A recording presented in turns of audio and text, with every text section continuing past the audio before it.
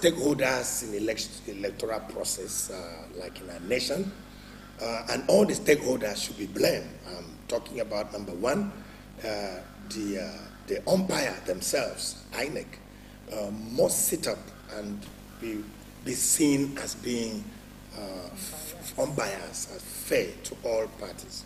Number two, people that should be blamed is our system. Our system does not punish electoral violators.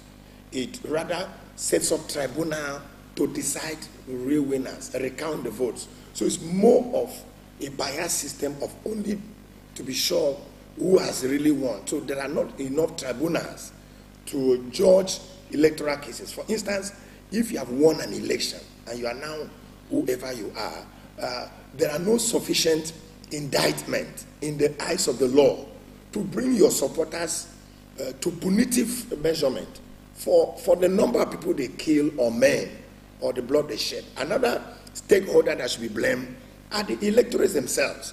I'm afraid to say that the electorates are number one movers and proposers of violence. The candidates don't carry guns. Candidates don't carry machetes. But the followers do. And I believe that party followers, candidate followers should carry their PVC. Arm yourself with PVC, not with AK-47. The blood of nobody should be sufficient for anybody to win any election. And so you find out that all the stakeholders are indirectly partners in crime in perpetuating electoral violence. And because they are partners in crime and there are no sufficient punitive measure after the elections, this continues, this generationally in every 4 years, where people have armed themselves ready to kill and maim. Because after a winner has been declared, nobody discusses the number of people killed, no assessment. Even the election monitoring team are only monitoring the voting process. They are not monitoring the violent process. People only talk about who has won and how many votes have been voided. There are no much to talk about who was offended or wounded. And this we should bring back to the electoral monitoring system. We should find out a candidate should even be disqualified by the number of opponents that has been killed on his behalf or wounded on his behalf. This will cause stakeholders, contestants. Nigeria has always had only one very ancient, primitive formula in forestalling electoral violence, and that is mobilizing 50,000 policemen, 2 million policemen. It's intimidating to have uniformed men with arms all over our street, all because we want to have an election. If election must be free, fair. I've been in the United States during election. During Mr. President Trump's election, I was found around the United States, about the state of New York, about the state of Texas. I have not seen mobile policemen, masked DSS, all over the street, pointing gun on palm trees and showing arrows like if there's war. We must not create a war situation in an electoral environment. Election time is a beautiful time. It's a time to exercise your constitutional franchise. It's a time to exercise your legal right to choose a candidate of your choice. It's a wonderful day. It's a beautiful day. Apart from election, the only time I remember is when God gave man the right to choose what to do, the right of choice. The next time you see this beautiful freedom of choice is during democratic elections. And so we should reduce the number of police force, army, navy, air force, boy scout all over the streets. It frightens the electorates from coming out to vote. And most nefarious politicians do go through some of these security agencies to corrupt their way into owning them, using them, and passing through them to perpetuate their activities. So the very correct thing to do is citizenship education. Citizenship education will teach me and my children and my followers, my villagers, that look, praise God, election day has come. We thank Almighty God. It's time for election. Nigeria should be seen to be, excited during election. It should be a time people should come back home. People should go eat. Women should be cooking. It should be another Salah or Christmas. Election time should be another time for for celebration, apart from Easter and Salah and Christmas. Nigerians should look forward to February 16, to March 2nd.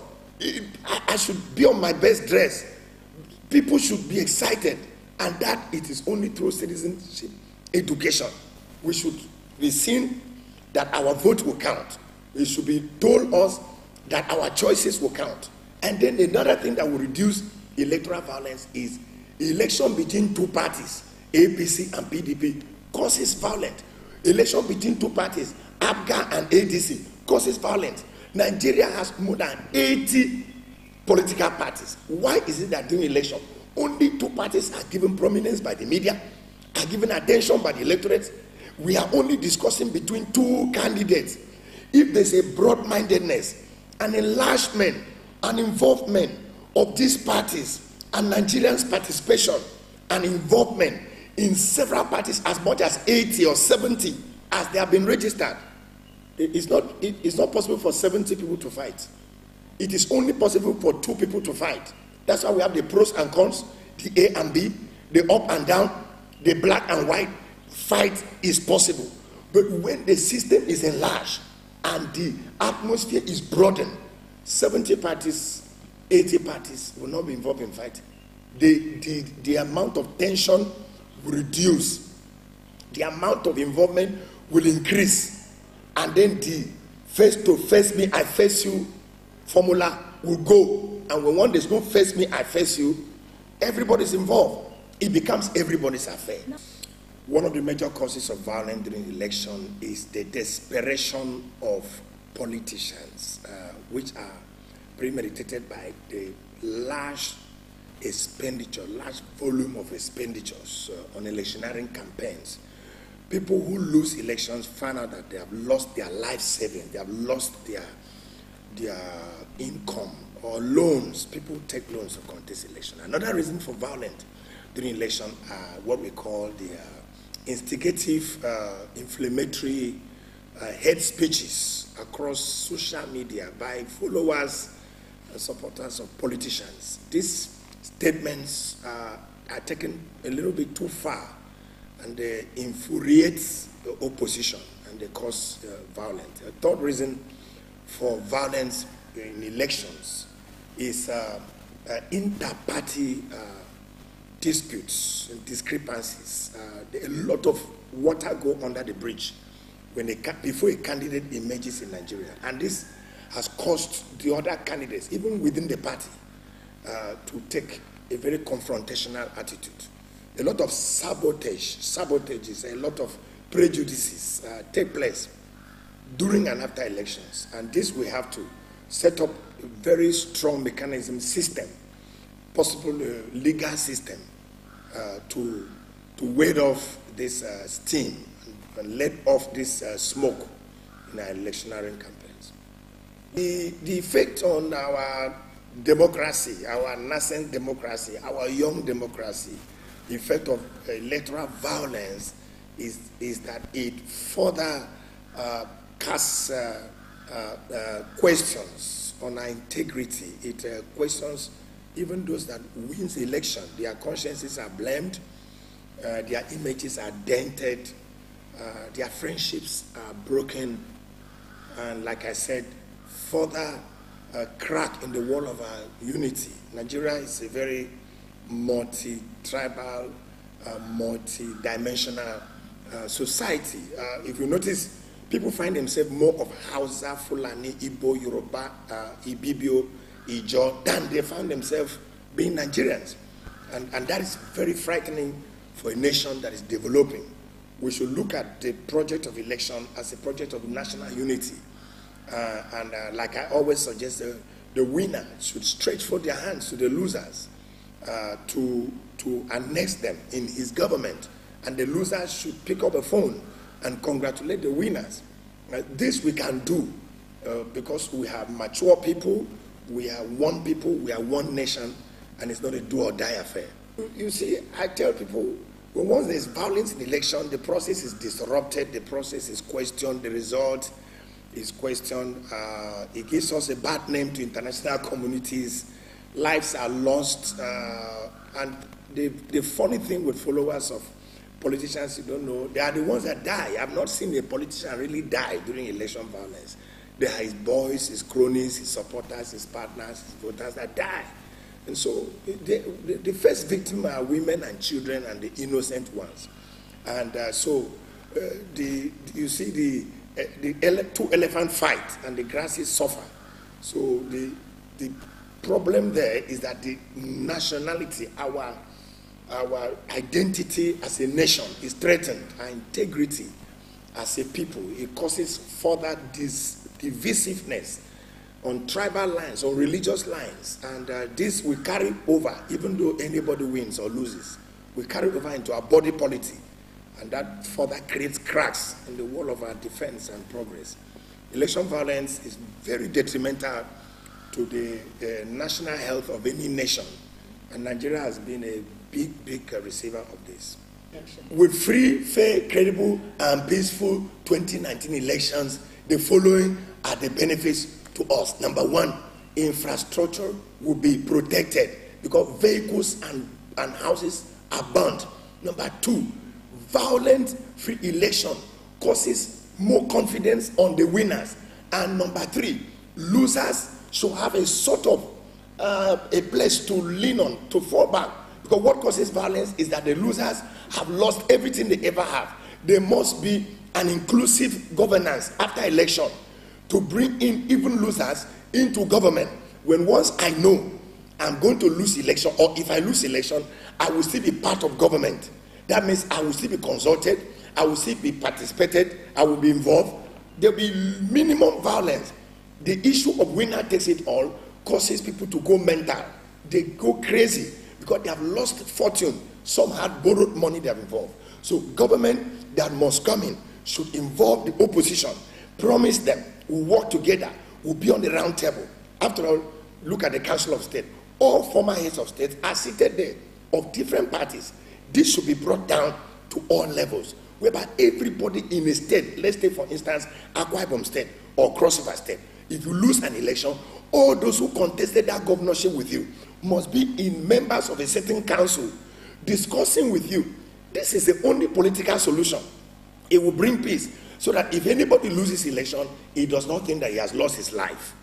Just leaders are even doing marvelously well. Right now, I'm a co-founder with one Imam Shefu in Lagos. We work together with foreign monitors, monitoring groups to monitor the election. Right now, there's a WhatsApp group, all religious leaders, Muslim and Christians. We are members of that group. We are proposing a free and fair election. So religious leaders are never the problem in the ensuring election, violent-free election. Rather, religious leaders are catalysts. We are the one that control the minds and the hearts of people. And we speak peace. Islam is religion of peace. Christianity is religion of love. So where are we going to see violence? If Islam is religion of peace and Christianity is religion of love, God so loved the world, he gave his only son, Jesus Christ, to die for us. So who is going to perpetuate the violence? So religious leaders are never the problem. Yes, one or two religious leaders could be making some insightful statements. And like I said, all this falls back on citizenship education. When once we are educated, carried along, and being to seen as important, because what happened in electoral time is that only politicians are being educated. They interface, they meet, they discuss.